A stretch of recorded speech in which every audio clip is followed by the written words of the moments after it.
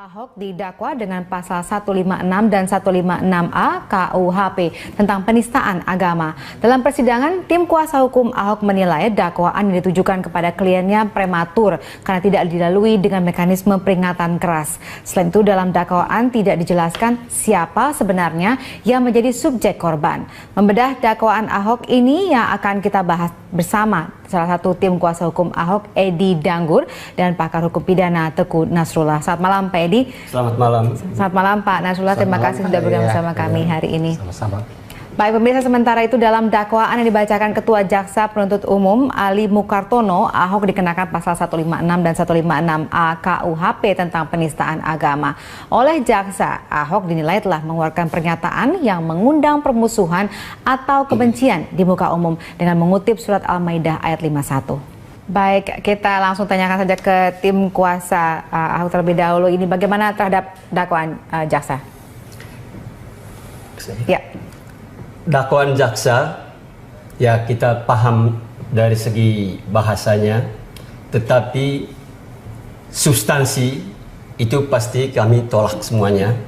Dan kita ajukan keberatan, termasuk salah satunya itu soal prematurnya dakwaan ini. Karena di dalam Kitab Undang-Undang Hukum Pidana itu mengatakan kalau suatu tindak pidana diatur oleh dua aturan hukum, ada yang bersifat umum maupun yang bersifat khusus, maka hukum yang bersifat khusus itu menderogat atau mengabaikan berlakunya hukum yang bersifat umum. Dalam hal ini, Undang-Undang Nomor 1 PNPS 1965 itu adalah hukum yang bersifat khusus atau lex specialis. Sedangkan pasal 156A KUHP itu adalah lex generalis. Maka di sini berlaku prinsip hukum umum, lex specialis derogat lex generali. Sehingga dengan demikian syarat yang berlaku di dalam Undang-Undang Nomor 1 PNPS 1965 harus dilakukan teguran terlebih dahulu sebelum membawa seseorang ke pengadilan. Itu harus dilakukan. Yang terjadi belum dilakukan teguran sudah dibawa ke pengadilan. Itu. Jadi peringatan keras dilakukan sebelum ke pengadilan. Ya. Oke, saya ke Pak Nasrullah terlebih dahulu. Bagaimana tanggapan Anda terhadap dakwaan dari jaksa? Jadi gini, ini saya ingin menjelaskan terlebih dahulu bahwa jaksa penuntut umum tadi kalau kita lihat dia jelas menyusun surat dakwaan yang bersifat alternatif. Alternatifnya pertama dia sebutkan pasal 156A yaitu penistaan terhadap agama. KUHP kita tidak ada pasal yang mengatur penistaan terhadap agama. Jadi itu yang peninggalan Belanda ya. Nah, tahun 1965 itu ada kejadian kasus di salah satu daerah di Purwakarta saat gedung pemerintah itu dikuasai oleh orang-orang Partai Komunis. Mereka masuk ke gedung itu, dia sitalah, dia ambillah buku-buku, dokumen-dokumen itu dimasukkan ke dalam karung. Kemudian untuk memadatkan karung itu, karungnya diinjak-injak dengan kaki, tapi di dalamnya ada Al-Quran. Ke Al-Quran juga dimasukkan. Nah, saat itu ada reaksi dari umat beragama, ini tapi mau diadili dengan pasal apa? Tidak ada. Yang ada adalah pasal 156 KUHP, itu tidak penistaan terhadap agama, tapi penistaan terhadap golongan. Nah, kemudian saat itu pemerintah Soekarno dengan PNPS nomor 1 tahun 65 memasukkan, membuat pasal penistaan terhadap agama.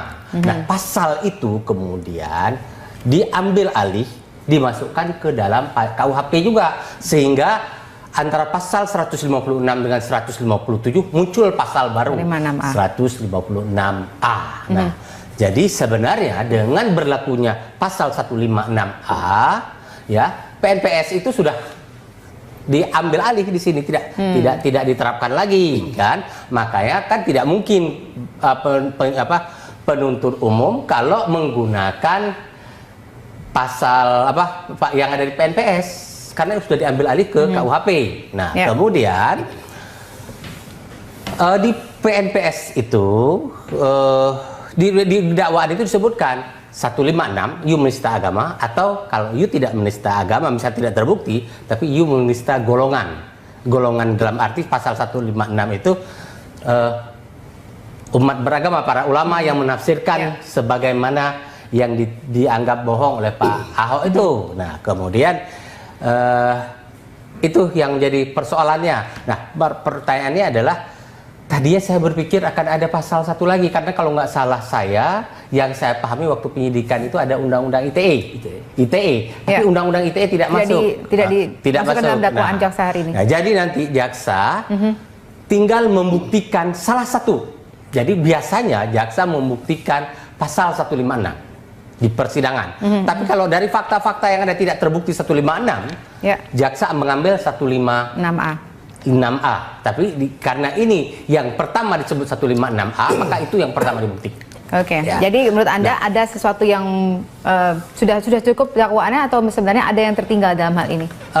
Saya rasa saya tidak bisa mengatakan ada yang tertinggal, tapi hasil penyidikan ada undang-undang ITE, tapi di surat dakwaan tidak muncul. Nah, saya nggak berani mengatakan apakah tertinggal apa tidak. Bisa saja hasil analisis penuntut umum ini tidak bisa didakwakan undang-undang ITE. Tapi yang saya ingin katakan begini, bahwa ketika tadi yang disebutkan oleh beliau itu yang ada di PNPS nomor 1 tahun 1965, penerapannya selama ini bahwa kalau you menyebarkan ajaran sesat, ajaran-ajaran yang akan menimbulkan kerusuhan di antar umat beragama, itu mekanisme peringatan terlebih dahulu.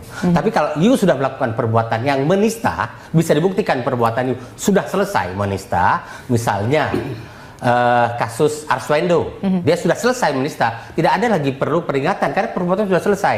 Penerapan pasal 156A bisa segera diterapkan.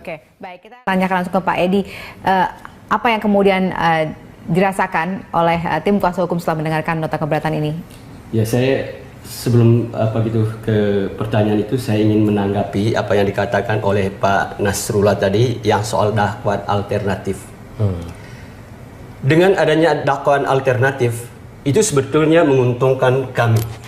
Dalam arti begini, dengan jaksa mendakwa dengan pasal 156A KUHP, yaitu tentang penodaan agama, atau pasal 156 KUHP tentang permusuhan terhadap sekelompok orang, dalam hal ini dianggap ulama, maka kami menilai sebenarnya ada keraguan-raguan dari jaksa penuntut umum ini. Tindak pidana apa yang sebenarnya atau sesungguhnya yang dilakukan oleh terdakwa. Jadi masih ada keraguan-raguan di antara mereka. Kalau ada keraguan-raguan, maka ada sebuah prinsip umum atau prinsip universal dalam hukum itu mengatakan begini, in dubio pro reo. Artinya, dalam hal ada keraguan-raguan dari jaksa tentang tindak pidana apa sebenarnya yang dilakukan oleh terdakwa, maka orang itu atau terdakwa tidak boleh dihukum, harus dibebaskan. Sebab tidak boleh seseorang dihukum dalam keadaan jaksanya sendiri itu ragu-ragu tentang tindak pidana yang dilakukan oleh terdakwa. Baik, Pak Nasrul juga berpendapatnya sama atau ada pendapat lain? Saya ingin saya sampaikan Valeria Daniel, HP saya tinggal di sini. Begitu saya pulang, begitu Anda lihat HP saya, ini kayak punya Pak Nasrullah, Anda ambil dengan niat mengembalikan kepada saya. Di tengah jalan Anda berpikir, ngapain aja gue kembaliin? Pak Nasrullah nggak tahu ini yang saya ambil, ini saya yang ambil, gua miliki aja nanti. Ada nggak sebuah perbuatan pidana yang Anda lakukan? Ada kan? Perbuatan pidana ya adalah waktu Anda ambil untuk dengan niat Anda mau mengembalikan, kemudian Anda rubah tidak jadi mengembalikan, jadi perbuatan mengambil HP ini tidak pidana, bukan pidana. Karena niatnya mengembalikan, tapi di tengah jalan Anda rubah niat untuk Anda miliki, disitulah timbul pidana. Itu namanya penggelapan. Lalu apa hubungannya Nah, dengan sekarang gini, itu penggelapan. Tapi kalau jaksa hanya mendalilkan sebuah tindak pidana penggelapan tok dakwaan tunggal, maka Anda bisa bilang nanti di pengadilan, tidak ada niat saya seperti itu. Sejak saya lihat HP Pak Nas, sudah ingin saya miliki. Tidak pernah ada niat mengembalikan. Maka bukan penggelapan tindak pidana yang Anda lakukan, tapi pencurian. Nah, kalau didakwa hanya dengan penggelapan, pasal penggelapan, pencurian didakwakan enggak? Tidak kan? Anda bebas nanti. Oleh karena itu dibuat jerat alternatif. Kalau bukan ini. Perbuatan yang sama Anda ambil HP saya. Itu jeratan alternatif. Jadi dalam praktek selama ini, sering sekali hal-hal yang seperti itu muncul. Bahkan misalnya begini. Saya duduk bersamping dengan dia, beliau ini berantem, pukul-pukulan, maaf, saya meninggal. Jaksa bisa saja menuduh beliau tindak pidana pembunuhan dengan sengaja. Tapi beliau bisa berdalih mengatakan saya tidak pernah niat bunuh Pak Nasrullah, hanya berantem aja. Kemudian saya marah, saya emosi, saya pukul sampai Pak Nasrullah meninggal. Jadi ada penganiayaan yang menyebabkan meninggal orang lain. Jadi primernya saya didakwa dengan pembunuhan, subsidiarnya adalah penganiayaan yang menyebabkan meninggal orang lain. Tapi itu tidak berarti ada keraguan. Hanya saja adalah mekanisme pembuatan surat dakwaan itu membutuhkan dia blok dari semua sisi itu. Jadi nggak perlu. Kalau dari kuasa hukum sendiri memandangnya seperti apa? Ya, kalau kami sih, kalau umpamanya alternatif itu, apa sebenarnya filosofi dibalik jaksa mendakwa secara alternatif? Filosofisnya itu karena ada keraguan-raguan dari dia. Karena ada pakai kata atau. Kalau ini tidak terbukti, baru periksa yang ini. Itu berarti apa? Dia tidak yakin bahwa sebenarnya terdakwa melakukan tindak pidana seperti ini. Nah, itu yang apa gitu. Di pihak kami memahami secara filosofis seperti itu. Baik, kalau kita baca misalnya tadi dari nota keberatan disampaikan oleh Ahok begitu, kemudian dengan mengutarakan apa yang mungkin pengalamannya selama ini, apakah itu kemudian bisa membantu misalnya untuk memperingan sehingga akhirnya tadi bisa memperjelas kata-kata Pak Edi tadi mengatakan keraguan-raguan dari jaksa kemudian bisa menjadi jelas dengan mendengarkan itu? Ya, karena ini kan bicara soal niat ya, di dalam tindak pidana itu kan niat. Ahok dengan gayanya sendiri yang benar-benar asli itu dia mengungkapkan apa sebenarnya yang ada di hatinya. Benarkah dia menista agama Islam? Atau benarkah dia melakukan sikap permusuhan terhadap sekelompok orang? Itu yang dia ungkapkan. Jadi sebenarnya dari yang dia ungkapkan tadi di persidangan, dia mau mengatakan saya tidak punya niat sedikit pun untuk menista agama Islam, tidak juga melakukan sikap permusuhan terhadap sekelompok orang, dalam ini ulama atau individu-individu tertentu. Tidak ada dengan bla bla bla bla alasan tadi seperti dikemukakan oleh beliau. Oke, nota keberatan itu yang dibuat oleh Ahok sendiri. Ahok sendiri buat untuk dirinya sendiri dan itu asli. Oke, baik Pak Nasrullah, kalau Anda melihat tadi, bisakah kemudian itu menjawab tadi kalau dikatakan ada keraguan sehingga akhirnya jaksa kalau saya ini tadi tidak ada? menganggap salah tempat. Yang mana salah tempat? Nota keberatannya salah tempat karena dalam hukum acara pidana tadi kan kita bahas kitab undang-undang hukum pidana, ini sekarang hukum acara pidana pasalnya juga sama itu 156 juga KUHP ya, nyatakan setelah selesai penuntut umum membacakan surat dakwaan kepada terdakwa dan atau penasihat hukum diberi kesempatan untuk menyatakan keberatan terhadap surat dakwaan itu. Keberatannya untuk 3 hal. Yang pertama, keberatan terkait dengan kompetensi pengadilan. Apakah pengadilan itu berwenang apa tidak, baik absolut maupun relatif. Yang kedua, keberatan karena surat dakwaan tidak dapat diterima. Misalnya tidak terpenuhi syarat formil dari surat dakwaan. Yang ketiga, surat dakwaan harus ditolak, dibatalkan ya. Nah, karena tidak terpenuhinya syarat material dari surat dakwaan. Nah, tadi kalau kita lihat eksepsinya Pak Ahok, sama sekali saya tidak melihat yang ada keterkaitan dengan 156 KUHP tadi.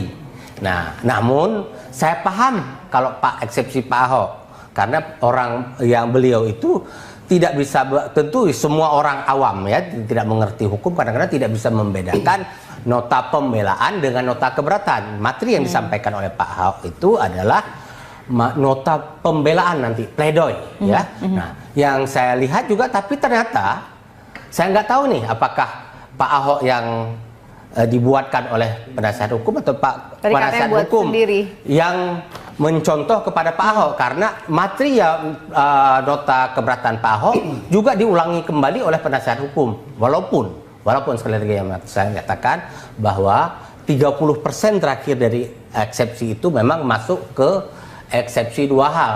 Jadi surat dakwaan tidak dapat diterima dan surat dakwaan batal demi hukum, Pak ya. Tadi yang saya melihat kalau dari penasihat hukum masuk, walaupun di awalnya itu lebih dari 50% termasuk materi pledoi.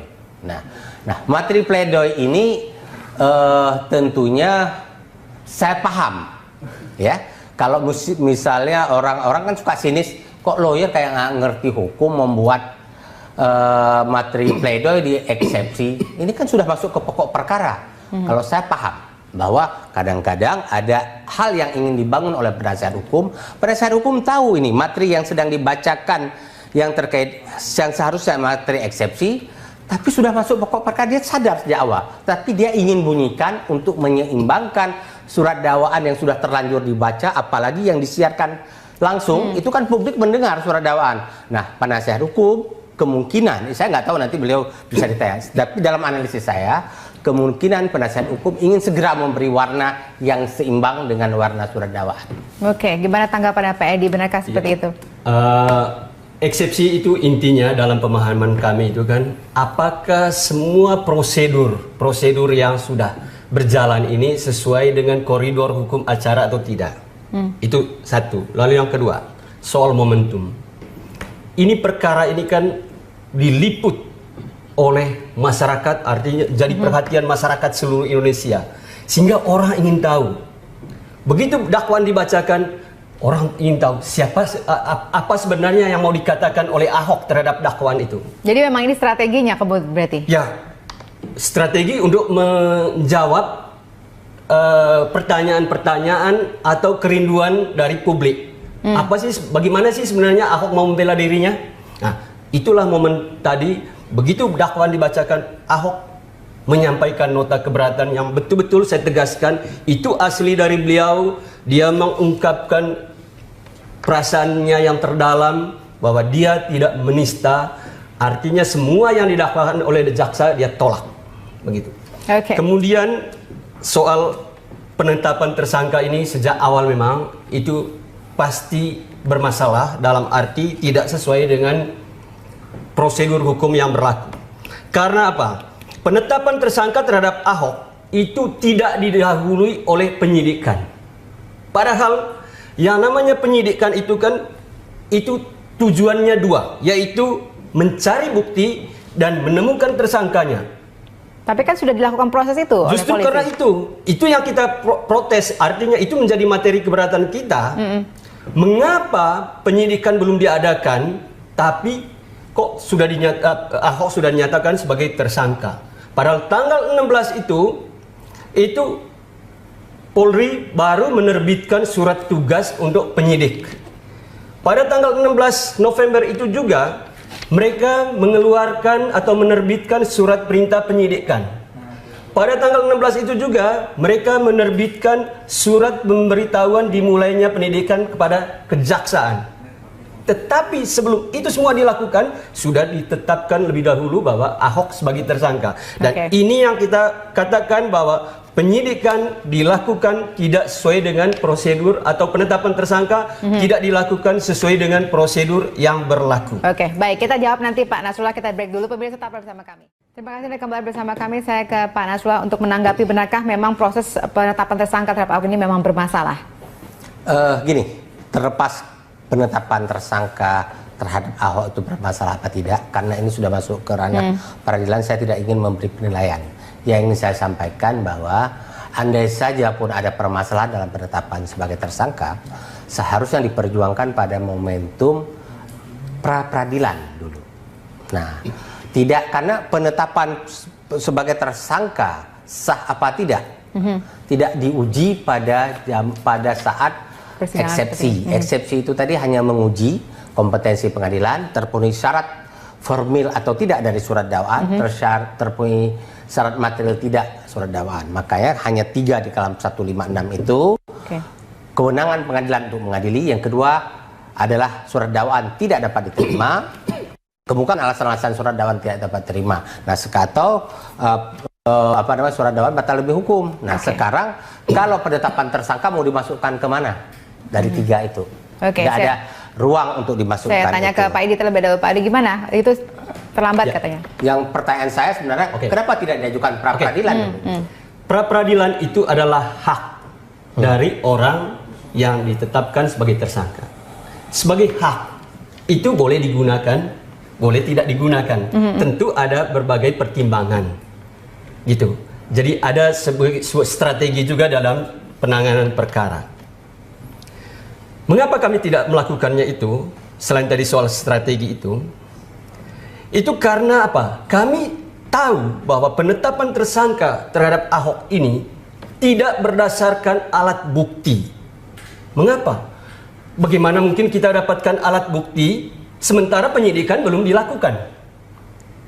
Lalu kalau begitu, penetapan tersangka ini dilakukan berdasarkan apa? Berdasarkan voting. Suara terbanyak di antara para penyidik. Buktinya apa? Kapolri sendiri pada saat konferensi pers tanggal 16 November itu dikatakan bahwa benar tidak ada suara bulat di antara penyidik untuk menetapkan Ahok sebagai tersangka. Itu dinyatakan secara tegas di dalam. Itu berarti apa? Voting. Lalu apa masalahnya kalau demikian? Pasal 80 KUHP itu jelas mengatakan bahwa seseorang atau hukum harus ditegakkan itu berdasarkan kebenaran dan tidak boleh oleh kepentingan lain. Kepentingan masyarakat, kepentingan kelompok tertentu itu tidak boleh. Itu ada di pasal 80. Apakah kemudian berarti sekarang dinilai itu lebih melatar belakangi penetapan tersangkanya?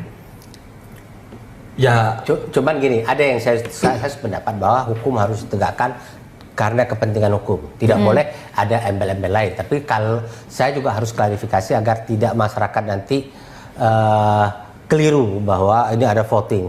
Dalam penyelidikan sebuah perkara, ya, ini kalau terjadi tiap hari ini terjadi. Seluruh Indonesia terjadi penyelidikan sebuah perkara yang ranahnya itu debatable, apakah ada pidana apa tidak, biasanya setelah digelar oleh penyidik dan melibatkan tim lain, biasanya suka ada pendapat-pendapat yang berbeda, itu normal. Nah, akhirnya diputuskan apa? Nah, di sana memang suara terbanyak itu tidak dengan voting 1-2 apa gimana suara yang lebih banyak, lebih kepada ya yang berbeda pendapat akhirnya nerima gitu, tidak voting ya, karena di tahap penyelidikan mau menaik penyelidikan ke penyidikan tidak ada yang nama istilah dissenting opinion. Dissenting opinion nanti kalau hakim memutuskan ada pendapat yang berbeda, yang misalnya ada hakim mengatakan bebas, hakim satu lagi lepas, 3 hakim dihukum misalnya kan. Ya. Nah, itu yang menyatakan berbeda itu membuat dissenting opinion, tetap yang diambil yang terbanyak suaranya. Nah, tetapi kalau di kepolisian tidak ada dissenting opinion. Jadi bukan voting itu. Mungkin duduk 10 orang, gimana nih? Pengasih pendapat. Suara lebih banyak menyatakan tidak bersalah. Jadi itu boleh dilakukan setiap hari terjadi karena berbeda pendapat terhadap kes-kes tertentu. Normal gitu. Bisa. Jadi boleh tuh, Pak. Ya, sebenarnya istilah voting itu ya boleh istilah saya gitu ya. Untuk memudahkan. Tetapi dasar saya menggunakan istilah voting itu adalah pernyataan Kapolri yang mengatakan dalam penetapan tersangka terhadap Ahok ini penyidik tidak ada suara bulat. Itu sebetulnya. Sehingga ya berarti sebenarnya di dalam itu ada voting. Padahal kalau seorang filsuf juvenilis itu mengatakan kebenaran harus dinyatakan secara bebas dari berbagai kepentingan dan hanya boleh diberikan demi kebenaran. Setuju. Itu tidak boleh. Kalau misalnya memang harusnya materi ini dibahas di pra-peradilan tapi kemudian dibawa ke persidangan misalnya seperti ini, bisa itu diterima? Dalam praktek selalu hakim mengatakan, ini saya bicara praktek ya, saya bicara hukum acara yang berlaku.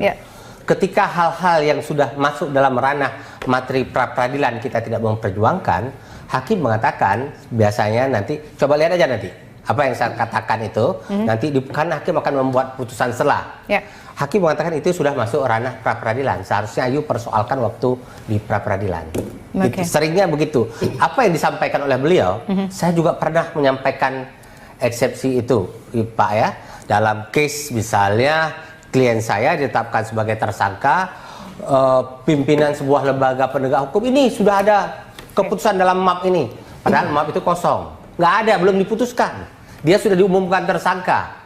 Saya permasalahkan, tapi saya tidak mengajukan pra-peradilan, saya permasalahkan eksepsi. Hakim mengatakan itu ranah pra-peradilan. Kenapa? Itu tidak perjuangkan di pra-peradilan. Kalau misalnya hakim akan seperti itu jawabannya Pak Edi, kemudian bagaimana dengan tim kuasa hukum? Ya sebenarnya begini. Apa itu kan yang hanya akan diambil langkahnya? Itu hanya salah satu dari eksepsi kami. Apa kemudian yang akan dilakukan? Namanya eksepsi kan istilahnya, ya kalau tidak ini kita berharap ini. Jadi ada skala prioritasnya, ibaratnya peluru. Peluru ini kira-kira yang bisa langsung burung itu. Jadi peluru apa lagi kemudian yang dimainkan kalau misalnya ternyata itu tidak di... Ya, kita mengatakan bahwa peradilan terhadap Ahok ini adalah peradilan karena tekanan massa. Kita juga sampaikan. Dan satu lagi tadi ada istilah sangat cepat gitu ya.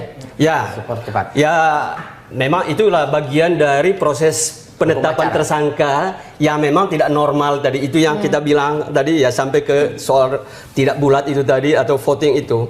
Tapi bahwa kita juga mengatakan bahwa ini adalah sebenarnya peradilan karena tekanan massa. Lihat aja, 27 Desember itu pidatonya Ahok di Kepulauan Seribu. Tenang semua masyarakat di sana. Nggak ada yang protes, tidak ada yang bilang begini, Ahok kenapa kamu ngomong gitu? Tidak ada. Lalu kemudian tanggal 7 Oktober mulailah sudah orang kasak kusuk gitu laporan. Lalu 15 Oktober itu massa dikerahkan di Jakarta. Tangkap Ahok, tersangkakan Ahok. 4 November juga dengan massa yang lebih besar. Tangkap Ahok, tersangkakan Ahok. 16 November Ahok pun dinyatakan sebagai tersangka.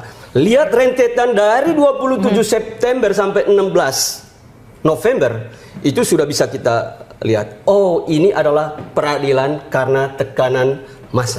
Baik, tahan dulu sampai situ. Nanti kita akan bahas lebih lanjut di segmen berikutnya seperti apa ke depannya. Selasa depan akan seperti apa persidangannya. Kami akan kembali saja di berikut ini pemirsa. Pemirsa, sampai kita di segmen terakhir hari ini. Saya ke Pak Edi. Selasa depan akan seperti apa sidang?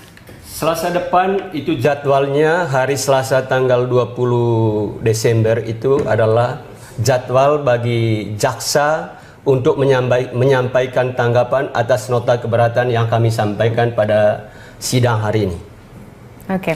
Baik. Dari tim kuasa hukum sendiri bagaimana persiapannya? Ya, kalau persiapan sih kami hanya mendengar saja pada waktu itu nanti. Ya, kita berharap kita diberi lagi satu kali kesempatan untuk menanggapi kalau memang diberikan. Tapi kalau tidak gitu, ya berarti kan minggu berikutnya hakim akan mengeluarkan putusan selah terhadap eksepsi kami. Baik, Pak Nasrullah. Jadi dalam hukum acara disebutkan setelah ada eksepsi, itu penuntut umum kan gini, penuntut umum membuat surat dakwaan, penasihat hukum membantah lewat eksepsinya ini. Jadi penuntut umum diberi kesempatan untuk memberi tanggapan atau pendapatnya atas eksepsi dari penasihat hukum. Setelah itu, minggu depannya lagi setelah tanggal 20, bisa saja di tanggal 20 atau di beberapa hari setelah tanggal 20, hakim menjatuhkan putusan selah. Putusan selah itu produk hukumnya adalah penetapan, menanggapi apakah eksepsi diterima atau ditolak eksepsi penasihat hukum. Nah, cuman dalam pemikiran saya beberapa hari yang lalu, eksepsi penasihat hukum tidak hari ini, minggu depan itu. Nah, pada saya juga ini kenapa cepat banget penasihat hukum mengajukan eksepsi, padahal di satu sisi penasihat hukum menganggap proses peradilannya kok cepat-cepat. Nah, di sisi lain hari ini juga buru-buru dia ajukan eksepsi. Nah, sehingga analisa saya bahwa eksepsi di minggu depan berantakan karena memang ada pertimbangan tersendiri yang disampaikan tadi ya. Nah, cuman saya begini nih, ada pertanyaan yang sangat mendasar bagi saya kan yang dipermasalahkan salah satu materi eksepsi itu adalah proses peradilan yang begitu cepat. Apakah kalau proses peradilan begitu cepat itu memang perintah Undang-Undang Pokok Kekuasaan Kehakiman. Peradilan harus dijalankan dengan cepat, biaya murah dan sederhana. Cuma kecuali ada pelanggaran hak dari terdakwa atau tersangka di dalam proses itu. Apakah ada pelanggaran-pelanggaran itu, Pak, dalam prosesnya? Ya, kalau pelanggaran itu sebetulnya ada juga sih. Misalnya harusnya kan surat panggilan itu minimal 3 hari sebelumnya. Misalnya Surat panggilan ini mana? Surat panggilan dari polisi gitu kepada tersangka itu misalnya 3 hari sebelumnya, tapi malah cuma 1 hari. Tapi ini sebetulnya tidak terlalu apa gitu ya. Kalau itu surat panggilan saya jawab, Anda punya hak untuk menolak hadir. Ya. Tapi kalau Anda hadir, berarti Anda menerima panggilan itu. Oke, jadi tidak ada masalah dalam hal itu. Tidak ada masalah. Oke, baik. Ya justru itu Ahok sebagai pribadi semua tidak mempermasalahkan. Ya. Tetapi lawyer dari aspek hukum acara pidananya tetap harus mereka omong. Makanya di dalam di dalam nota keberatan, sekalipun terdakwa Ahok tidak mempermasalahkan ini, tetapi demi tegaknya hukum acara, kami sebagai pengacara menyampaikan hal ini dengan dasarnya ini. Oke, baik. Terima kasih Pak Edi, terima kasih Pak Nasrullah sudah bergabung sama kami.